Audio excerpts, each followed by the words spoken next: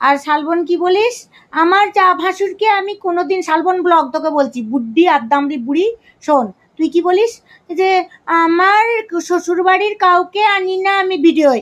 তুই এমন নোংরা মেয়ে ছেলে না, তোর সঙ্গে কেউ ভিডিও করবে না। আর তোর মেজোদা ঠিকই বলেছিল যে তুই কি আমার শাড়ি পরার যোগ্য। সত্যি রে, তোর মতো নোংরা মেয়ে ছেলে না কারোর সঙ্গে কথা বলারও যোগ্য না, বুঝেছিস? আর তোর স্বামী তোকে এমনি এমনি মারেনি, এমনি এমনি গায়ে দুধ ঢেলে দেয়নি, বুঝেছিস?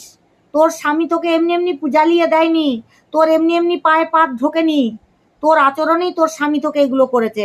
আর তুই যে একটা নারী জাতির কলঙ্ক, তুই যে নারী জাতির একটা ঘৃণ্য বস্তু, সেটা তোর স্বামী জানে।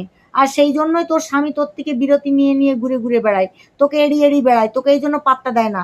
এমনকি তুই মেয়েটার নামও বদনাম করেছিস যে বাবার মতো হয়েছে, আমাকে দেখে না, আমাকে যত্ন করে না, আমাকে একটুও কেউ ঘুরে দেখে না, মেয়ে ছাতে ফোন নিয়ে ঘুরে বেড়াচ্ছে, আমি কষ্টে গরমে